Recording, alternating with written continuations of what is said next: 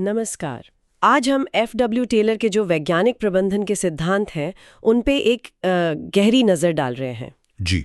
और ये समझने की कोशिश कर रहे हैं कि ये विचार जो मतलब एक सदी से भी ज़्यादा पुराने हो गए वो आज के भारतीय प्रशासन में कहाँ फिट बैठते हैं। बिल्कुल। हमारे पास इस पर कुछ नोट्स हैं। लगता है किसी ने एकेडमिक या शायद परीक्षा की तैयारी के लिए बनाए होंगे। हाँ, संभव है। हमारा काम है इन नोट्स से वो ज़रूरी बातें निकालना और देखना कि टेलर के सिद्धांत आज भारत के लिए कितने प्रासंगिक हैं और कहाँ उनकी सीमाएं बिल्कुल साफ दिखती हैं। बिल्कुल। और ये एक बहुत दिलचस्प विषय है क्योंकि टेलर के विचार जो आप कह रही हैं एक सदी पुराने हैं, वो औद्योगिक क्रांति के समय के हैं। हाँ। पर अनजाने में ही सही आज भी हमारी कई सरकारी प्रक्रियाओं संरचनाओं की नींव में वो कहीं न कहीं मौजूद हैं। अच्छा। हम जब दक्षता की बात करते हैं, मानकीकरण की, विशेषज्ञता की, ये सब कहीं न कहीं टेलर की सोच की ही गूंज है।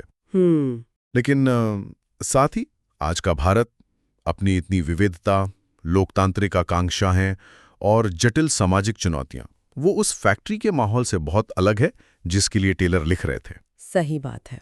तो चलिए इन नोट्स की मदद से इसी द्वंद्व को समझने की कोशिश करते हैं। ठीक है, तो चलिए शुरू करते हैं। नोट्स का पहला और शायद सबसे स्पष्ट बिंदु जो है वो कार्यकुशलता मतलब एफिशिएंसी और ऑप्टिमाइजेशन पर टेलर का जोर। हाँ, बहुत ज्यादा जोर। उनका जो वो मूल विचार था कि किसी भी काम को करने का एक सर्वोत्तम तरीका, वन बेस्ट वे खोजना। ये आज भी सरकारी कामकाज के कई पहलुओं में मतलब साफ झलकता है। हाँ, उदाहरण के तौर पर आप डिजिटल इंडिया मिशन को देख लीजिए या जो ई गवर्नेंस प्लेटफॉर्म्स हैं। इनका मुख्य उद्देश्य क्या है?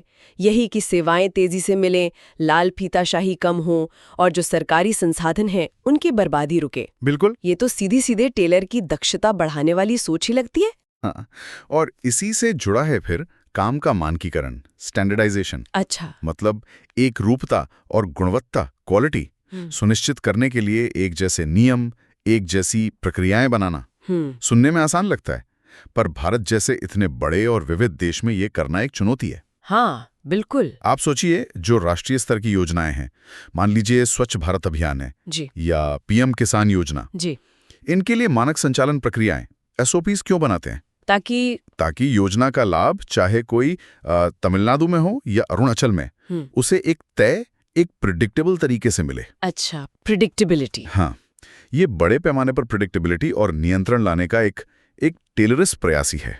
और फिर वो समय और गति अध्ययन वाली बात भी है। हाँ, हाँ, टाइम एंड मोशन स्टडी। हाँ, बिल्कुल। यानी किसी काम के जो स्टेप्स हैं उनको बारीकी से देखना और जो बेकार के या धीमे करने वाले स्टेप्स हैं उनको हटाना। जी। इसका एक बहुत ही मतलब ठोस उदाहरण तो फास्टैग प्रणाली है। हाँ, हाल का उदाहरण है। याद कीजिए पहले टोल प्लाजा पर कितनी लंबी लाइनें लगती थी। बिल्कुल। फास्टैग ने उस पूरी प्रक्रिया को स्ट्रीमलाइन कर दिया, उस अड़चन को, उस बॉटलनेक को लगभग खत्म ही कर दिया। सही बात है। ये बिल्कुल टेलर वाली सोच है। सिस्टम में देखो कहाँ दिक्कत है, विश्लेषण करो और तकनीक या प्रक्रिया बदलकर उसे हटा दो। ये सिर्फ समय बचाने की बात नहीं है, ये तो पूरे देश के लॉजिस्टिक्स नेटवर्क को ज्यादा कुशल बनाने का प्रयास है। बिल्कुल। और इन सब अलग अलग कोशिशों का, चाहे वो डिजिटलीकरण हो, मानकीकरण हो या प्रक्रिया सुधार, इन सब का जो बड़ा लक्ष्य है वो एक ही है, सार्वजनिक सेवा वितरण, पब्लिक सर्विस डिलीवरी को बेहतर बनाना। पासपोर्ट सेवा केंद्र पीएसकेएस को देखिए। हाँ, वो तो काफी बदल गए हैं। जिस तरह से उन्होंने पूरी प्रक्रिया को स्टैंडर्डाइज किया है, एक तरह की असेंबली लाइन जैसी एफिशिएंसी लाई है। जी। उसने न केवल पासपोर्ट मिलने का समय बहुत कम कर दिया है, बल्कि नागरिकों के लिए जो पूरा अनुभव था उसे भी काफी सुधारा है। सही बात है। तो यहाँ हम देखते हैं कि कैसे टेलर के जो दक्षता वाले विचार हैं, जब वो सही ढंग से लागू होते हैं तो सीधे सीधे नागरिक संतुष्टि में बदल सकते हैं। लेकिन ये दक्षता सिर्फ प्रक्रियाओं या सिस्टम तक ही तो सीमित नहीं है ना? नहीं, बिल्कुल नहीं। इसका सीधा संबंध उन लोगों से भी है जो इस सिस्टम को चलाते हैं। हाँ। और यहाँ टेलर के विचार कार्मिक प्रबंधन मतलब पर्सनल मैनेजमेंट के क्षेत्र में भी आते हैं। बिल्कुल सही। टेलर ने वैज्ञानिक चयन और प्रशिक्षण, साइंटिफिक सिलेक्शन एंड ट्रेनिंग पर बहुत जोर दिया था। अच्छा। उनका मानना था कि हर काम के लिए जो सबसे उपयुक्त व्यक्ति है उसका वैज्ञानिक तरीके से चयन हो, भाई भतीजावाद या अंदाजे पर नहीं। मेरिट पर। हाँ, मेरिट पर। और फिर उस व्यक्ति को उस काम के लिए सबसे अच्छे तरीके से ट्रेन किया जाए। जी। ये सिद्धांत आज भी भारतीय प्रशासन के लिए बहुत प्रासंगिक है। हाँ। जहाँ लाखों कर्मचारी हैं। हाँ। सही व्यक्ति को सही भूमिका में रखना और उनके स्किल्स को लगातार डेवलप करना, ये आज भी एक बड़ी चुनौती है और प्राथमिकता भी। हाँ, और इसके लिए हमारे पास वो संस्थागत ढांचे भी हैं चयन के लिए, जैसे यूपीएससी है, एसएससी है। जी, संवैधानिक संस्थाएं हैं। हाँ, जो कठोर योग्यता आधारित परीक्षाएं कराती हैं। उनका उद्देश्य ही यही है कि चयन निष्पक्ष हो, क्षमता के आधार पर हो। बिल्कुल। और ट्रेनिंग के लिए अभी हाल का जो मिशन कर्मयोगी कार्यक्रम है, हाँ, उसकी काफी चर्चा है, जो सिविल सेवकों को लगातार नए स्किल्स सीखने और भविष्य की चुनौतियों के लिए तैयार करने पर फोकस करता है। वो एक तरह से टेलर के निरंतर प्रशिक्षण और क्षमता निर्माण वाले विचार का ही तो आधुनिक रूप है। सही कहा कि सीखना कभी बंद ना हो। हाँ। फिर प्रदर्शन आधारित प्रोत्साहन, परफॉर्मेंस बेस्ड इंसेंटिव्स की बात भी टेलर ने की थी। अच्छा, यानी सिर्फ सैलरी नहीं? हाँ, उनका मानना था कि सिर्फ तय वेतन काफी नहीं है, बल्कि जो बेहतर प्रदर्शन करे उसे पुरस्कृत किया जाना चाहिए। आज के प्रशासन में भी ये विचार किसी न किसी रूप में तो है ही, जैसे वो एपार होता है, एनुअल परफॉर्मेंस अप्रेजल रिपोर्ट जी। और लोक प्रशासन में उत्कृष्टता के लिए प्रधानमंत्री पुरस्कार भी है। हाँ, वो मिलते हैं अधिकारियों को, जिलों को। इनका उद्देश्य यही है कि जो अच्छा काम कर रहे हैं उन्हें पहचान मिले, प्रोत्साहन मिले। ये लोगों को बेहतर काम करने के लिए प्रेरित करने का एक तरीका है। हालांकि हम बाद में देखेंगे कि क्या सिर्फ यही प्रेरणा काफी है। हाँ, वो बात भी आएगी। और हाँ, काम का विभाजन, डिवीजन ऑफ लेबर, ये तो टेलर के मूल सिद्धांतों में से एक था। बिल्कुल। योजना बनाने वाले अलग, काम करने वाले अलग, मैनेजर्स और वर्कर्स। हाँ, भारतीय प्रशासन में भी ये विभाजन दिखता है। जैसे नीति बनाना, वो मंत्रालय स्तर पर होता है। जी, टॉप लेवल पर। और उसको लागू करना वो जिला प्रशासन, जैसे डिस्ट्रिक्ट कलेक्टर, वो जमीनी स्तर पर करते हैं। हाँ, ऑपरेशनल लेवल पर। इससे उम्मीद की जाती है कि विशेषज्ञता और भूमिकाओं में स्पष्टता आए। अब निर्णय लेने की प्रक्रिया पर आते हैं। यहाँ एक और दिलचस्प बात है, तर्क संगत, डेटा संचालित निर्णय लेना, rational data driven decision making. हाँ, ये आज बहुत महत्वपूर्ण है। टेलर ने इस पर जोर दिया कि निर्णय इंट्यूशन या पसंद नापसंद से नहीं, बल्कि वस्तुनिष्ठ तथ्यों, आंकड़ों के आधार पर लिए जाने चाहिए। जी। ये आज के बिग डेटा और एनालिटिक्स के युग में तो और भी ज्यादा प्रासंगिक हो गया है। बिल्कुल। हम देखते हैं कि कई राज्य सरकारें अब योजनाओं की प्रगति देखने, निगरानी करने और तुरंत फैसले लेने के लिए रियल टाइम डेटा डैशबोर्ड इस्तेमाल कर रही हैं, जैसे सीएम डैशबोर्ड वगैरह। हाँ, वो पारदर्शिता भी लाता है। और ये जो मानकीकरण और पारदर्शिता है, जिसका हमने पहले जिक्र किया, हाँ। ये सिर्फ दक्षता ही नहीं बढ़ाती, बल्कि जो व्यक्तिपरक विवेक होता है, डिस्कशन और संभावित भ्रष्टाचार, उसको कम करने में भी मदद करती है। हाँ, ये एक अहम पहलू है। यहाँ एक सवाल उठता है, क्या दक्षता अपने आप में बेहतर शासन की ओर ले जाती है? अच्छा सवाल है। टेलर के नजरिए से देखें तो आधार से जुड़ा जो प्रत्यक्ष लाभ हस्तांतरण, डीबीटी है, हाँ, डायरेक्ट बेनिफिट ट्रांसफर, वो इसका एक उदाहरण हो सकता है। उसने कल्याणकारी योजनाओं के वितरण को स्टैंडर्डाइज किया, बिचौलियों को काफी हद तक हटाया। हाँ, लीकेज कम हुआ है। हाँ, लीकेज कम किया। ये टेलर के नियंत्रण और पूर्वानुमान वाले विचार से मेल खाता है कि सिस्टम ऐसा बनाओ कि वो प्रिडिक्टेबली काम करे और उसमें हेरफेर की गुंजाइश कम से कम हो। ठीक है, तो हमने देखा कि टेलर के सिद्धांत, दक्षता, मानकीकरण, कार्मिक प्रबंधन के कुछ पहलू और डेटा आधारित निर्णयों के मामले में आज भी भारतीय प्रशासन में अपनी जगह बनाए हुए हैं। हाँ, काफी हद तक। लेकिन ये तो सिक्के का एक ही पहलू है। बिल्कुल। नोट साफ तौर पर इन सिद्धांतों की सीमाओं और अप्रासंगिकता पर भी जोर देते हैं। हाँ, और यहीं पे चीजें थोड़ी ज्यादा जटिल और न्यूआंस्ड हो जाती हैं। टेलर के सिद्धांत की जो सबसे बड़ी और लगातार आलोचना होती है वो ये है कि ये श्रमिकों को, या हमारे संदर्भ में कहें तो प्रशासकों और सरकारी कर्मचारियों को, मशीन के पुर्जों की तरह देखता है। डीह्यूमनाइजिंग। हाँ, बिल्कुल। ये एक बहुत ही यांत्रिक, मैकेनिस्टिक और अमानवीय डीह्यूमनाइजिंग नजरिया है, जो व्यक्ति की मनोवैज्ञानिक, सामाजिक, भावनात्मक जरूरतों को पूरी तरह से नजरअंदाज कर देता है। और ये आज के प्रशासन के लिए तो एक बहुत बड़ी कमी है। बहुत बड़ी। हम आजकल के सिविल सेवकों से क्या उम्मीद करते हैं? उनमें हाई इमोशनल इंटेलिजेंस हो, ईआई, सहानुभूति हो, एम्पैथी, और विवेकपूर्ण निर्णय लेने की क्षमता हो, डिस्क्रेशनरी जजमेंट। जी बिल्कुल। खासकर जब वो समाज के सबसे कमजोर, वंचित वर्गों के साथ काम कर रहे हो। क्या आप किसी गरीब विधवा की पेंशन की अर्जी को सिर्फ नियमों के एक सेट से निपटा सकते हैं? नहीं। मानवीय पहलू जरूरी है। टेलर का मॉडल इन जरूरी मानवीय गुणों के लिए कोई जगह ही नहीं छोड़ता।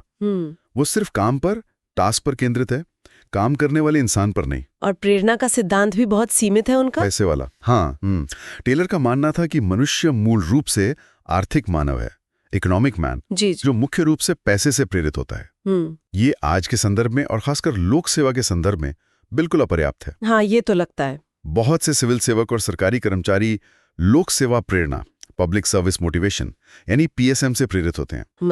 मतलब उन्हें अपने काम से जो संतुष्टि मिलती है, समाज में कुछ अच्छा करने की इच्छा, कर्तव्य की भावना, ये चीजें उन्हें प्रेरित करती हैं। अच्छा, आंतरिक प्रेरणा। हाँ, आंतरिक प्रेरणा। टेलरवाद इन महत्वपूर्ण गैर आर्थिक प्रेरणाओं को पूरी तरह से अनदेखा कर देता है। इसके साथ ही वो जो समय सीमा और परफॉर्मेंस की लगातार निगरानी पर इतना जोर है, हाँ, उससे कर्मचारियों में भारी तनाव, स्ट्रेस और बर्नआउट भी तो हो सकता है। बिल्कुल हो सकता है। लोक सेवा का माहौल वैसे ही काफी दबाव वाला होता है। हाँ, अगर उसमें एक बिल्कुल टेलरिस्ट सिर्फ आउटपुट देखने वाली निगरानी प्रणाली जोड़ दी जाए तो ये न केवल कर्मचारियों के मानसिक स्वास्थ्य के लिए बुरा है, बल्कि दबाव में लिए गए फैसलों की गुणवत्ता पर भी असर डाल सकता है।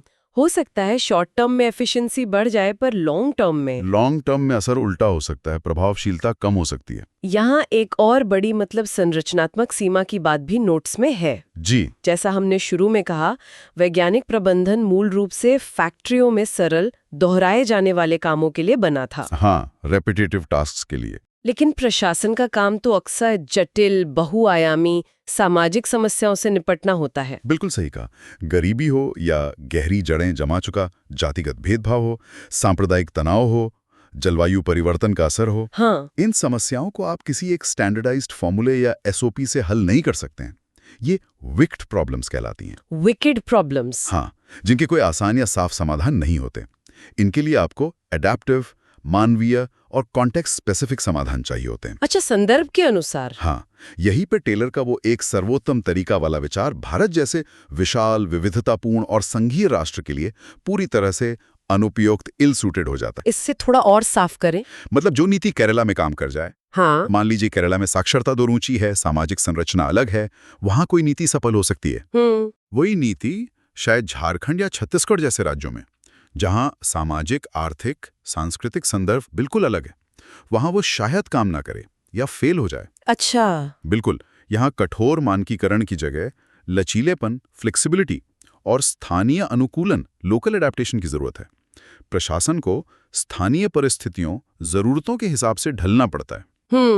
टेलर का मॉडल अपनी इस रिजिडिटी के साथ इस तरह के लचीलेपन की इजाजत नहीं देता, बल्कि उसे रोकता है। और यही कठोरता और वो ऊपर से नीचे वाले निर्देश, टॉप डाउन कमांड, वो जमीनी स्तर पर नवाचार, इनोवेशन और रचनात्मकता, क्रिएटिविटी को भी दबा सकते हैं। बिल्कुल दबा सकते हैं। जबकि आजकल के शासन में हम तेजी से स्थानीय नवाचार को बढ़ावा देने की बात कर रहे हैं। जैसे वो एस्पिरेशनल डिस्ट्रिक्ट्स प्रोग्राम। हाँ, आकांक्षी जिला कार्यक्रम एडीपी। उसका उद्देश्य ही है भारत के सबसे पिछड़े जिलों में तेजी से विकास लाना। जी, उसमें जिला अधिकारियों से उम्मीद की जाती है कि वो स्थानीय समस्याओं के लिए नए क्रिएटिव समाधान सोचें और लागू करें। अच्छा, ये टेलर के मॉडल के ठीक उल्टा है। वो तो नीचे काम करने वालों से सिर्फ निर्देशों का पालन करने की उम्मीद रखता है, सोचने की नहीं। और टेलर के काम के विभाजन और वो जो अत्यधिक विशेषज्ञता, स्पेशलाइजेशन पर जोर है, हाँ, उसका एक और अनचाहा नतीजा हो सकता है साइलो सोच, साइलो थिंकिंग। मतलब अपने अपने दायरे में सोचना। हाँ, कि विभिन्न विभाग या विशेषज्ञ सिर्फ अपने संकीर्ण दायरे में सोचते हैं और एक दूसरे से ज्यादा समन्वय या सहयोग नहीं करते। अच्छा, इससे एक समग्र होल ऑफ गवर्नमेंट अप्रोच की कमी हो सकती है। और संकट के समय, जैसे कोई प्राकृतिक आपदा आ जाए या हाल की महामारी के दौरान, हाँ, तब तो ये बहुत खतरनाक हो सकता है। बिल्कुल, ऐसी स्थितियों में हमें सिर्फ संकीर्ण विशेषज्ञों की नहीं, बल्कि बहुकुशल सामान्यज्ञों, मल्टी स्किल्ड जनरलिस्ट की जरूरत होती है, जो अलग अलग विभागों और एजेंसियों के बीच तालमेल बिठा सकें और बड़ी तस्वीर देख सकें। अब आते हैं लोकतांत्रिक और नैतिक सीमाओं पर। ये भी एक बहुत महत्वपूर्ण पहलू है, खासकर भारत जैसे लोकतांत्रिक गणराज्य के संदर्भ में। हाँ, ये बेहद महत्वपूर्ण है। टेलर का मॉडल अपनी प्रकृति में ही बिल्कुल टॉप डाउन है, ऊपर से नीचे और सत्तावादी, ऑथोरिटेरियन है। इसमें यह सोच नहीं था कि केवल मैनेजमेंट यानी टॉप ब्यूरोक्रेसी ही सोचने, प्लान करने, फैसले लेने में सक्षम है।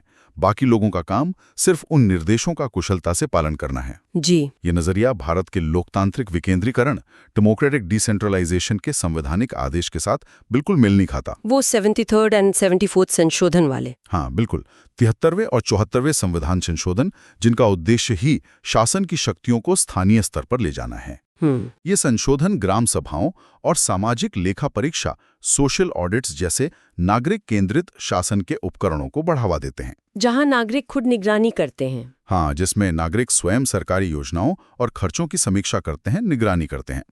टेलरवाद में नागरिक भागीदारी के लिए कोई जगह नहीं है। हाँ, टेलर का मॉडल तो अनिवार्य रूप से वो कठोर पदानुक्रम, हायरार्की और केंद्रीकृत नियंत्रण, सेंट्रलाइज्ड कंट्रोल को ही मजबूत करता है। बिल्कुल।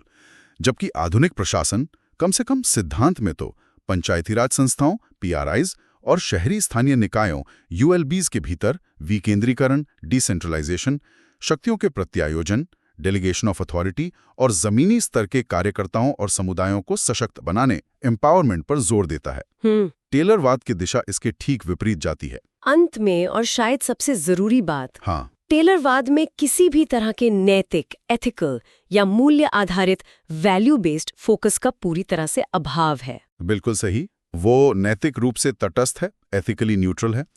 उसका सरोकार सिर्फ दक्षता से है, एफिशिएंसी से, मूल्यों से, वैल्यू से नहीं। जबकि आज सुशासन, गुड गवर्नेंस को सिर्फ दक्षता से नहीं मापा जाता, बल्कि नैतिक सिद्धांतों से परिभाषित किया जाता है। जैसे पारदर्शिता, ट्रांसपेरेंसी, जिसके लिए हमारे पास RTI जैसा कानून है। हाँ, सूचना का अधिकार। जवाबदेही, अकाउंटेबिलिटी, जिसके लिए लोकपाल जैसी संस्थाओं की बात होती है। सत्यनिष्ठा, इंटेग्रिटी और नागरिक केंद्रिता, सिटीजन सेंट्रिसिटी, जैसा कि सेवोत्तम मॉडल वगैरह में है जी। ये सभी मूल्य वैज्ञानिक प्रबंधन के उस संकीर्ण उपयोगितावादी दायरे से पूरी तरह बाहर हैं। तो इन सब बातों को देखते हुए, प्रासंगिकता और सीमाएं दोनों को ध्यान में रखते हुए हम कहाँ पहुँचते हैं? मतलब इन नोट्स के विश्लेषण से क्या निष्कर्ष निकलता है? टेलर के सिद्धांत आज भारतीय प्रशासन के लिए कहाँ खड़े हैं? देखिए, अगर हम एक संतुलित निष्कर्ष निकालने की कोशिश करें तो कह सकते हैं कि टेलर के सिद्धांत आधुनिक नौकरशाही के लिए एक तरह से मूलभूत DNA, फाउंडेशनल DNA जैसे हैं। अच्छा। ये इसकी हायरार्की वाली संरचना में दिखते हैं, तर्कसंगता पर इसके जोर में, योग्यता आधारित भर्ती की प्रणाली में और दक्षता की जो लगातार खोज चलती रहती है उसमें साफ दिखते हैं। जाने अनजाने कई सरकारी प्रक्रियाएं आज भी टेलर द्वारा स्थापित सिद्धांतों पर ही आधारित हैं, भले ही हम उन्हें इस नाम से ना पहचानें। दक्षता और मानकीकरण के उपकरण आज भी उपयोगी हैं। लेकिन हमेशा एक लेकिन होता है। हाँ, लेकिन इसका जो यांत्रिक, कठोर, अमानवीय और मूल्य तटस्थ ढांचा है जी, वो एक आधुनिक, विविधतापूर्ण लोकतांत्रिक गणराज्य की जटिल मानवीय, सामाजिक और नैतिक चुनौतियों का सामना करने के लिए पूरी तरह से अपर्याप्त है, ग्रॉसली इनएडिक्वेट है। सिर्फ दक्षता पर फोकस करना भारत जैसे देश के लिए काफी नहीं हो सकता, जहां सामाजिक न्याय, समानता, समावेशन जैसे मूल्य सबसे ऊपर हैं और संविधान द्वारा निर्देशित हैं। सही बात है। टेलर का मॉडल इन मूल्यों के प्रति उदासीन है, इनडिफरेंट है। तो फिर आगे का रास्ता क्या है? क्या हमें टेलर के सिद्धांतों को पूरी तरह से भूल जाना चाहिए या कोई बीच का रास्ता है? शायद पूरी तरह खारिज करना न तो मुमकिन है और न ही शायद सही होगा। अच्छा। आदर्श दृष्टिकोण एक संकर मॉडल, एक हाइब्रिड मॉडल बनाने में लगता है। हाइब्रिड मॉडल मतलब इसका मतलब है कि हमें कुशलता से टेलर के जो दक्षता वाले उपकरण हैं, जैसे डेटा एनालिटिक्स, प्रक्रिया सुधार, SOPs जहां जरूरी हों, उनको लोकतांत्रिक मूल्यों और मानवीय विचारों के एक बड़े, ज्यादा व्यापक फ्रेमवर्क के अंदर इंटीग्रेट करना होगा। यानी दोनों को मिलाना होगा। हाँ, मिलाना होगा।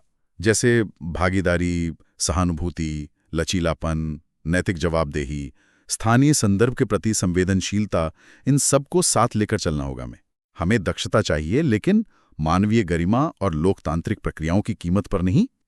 हमें मानकीकरण चाहिए जहां वाकई जरूरी हो, लेकिन स्थानीय जरूरतों, नवाचार और मानवीय विवेक को दबाने की कीमत पर नहीं। ये वाकई एक बहुत ही नाजुक और जरूरी संतुलन है। हाँ, बहुत नाजुक संतुलन है।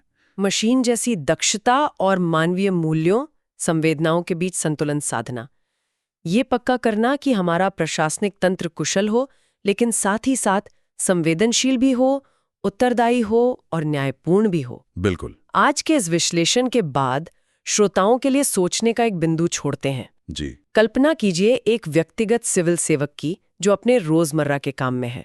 उस पर फाइलों को जल्दी निपटाने, लक्ष्यों को पूरा करने, नियमों का पालन करने का दबाव है। ये टेलर की दक्षता वाली मांग है। हाँ, बिल्कुल। दूसरी तरफ उसके सामने नागरिक हैं, अपनी मानवीय जरूरतों के साथ, अपनी जटिल परिस्थितियों के साथ, अपनी नैतिक अपेक्षाओं के साथ। वो अधिकारी इन दोनों, जो कभी कभी परस्पर विरोधी भी लगती हैं, मांगों के बीच संतुलन कैसे बना सकता है? ये सिर्फ एक थ्योरी का सवाल नहीं, बल्कि हर दिन की एक प्रैक्टिकल चुनौती है। सही बात है। इस पर विचार करने लायक है। आज के लिए बस इतना ही।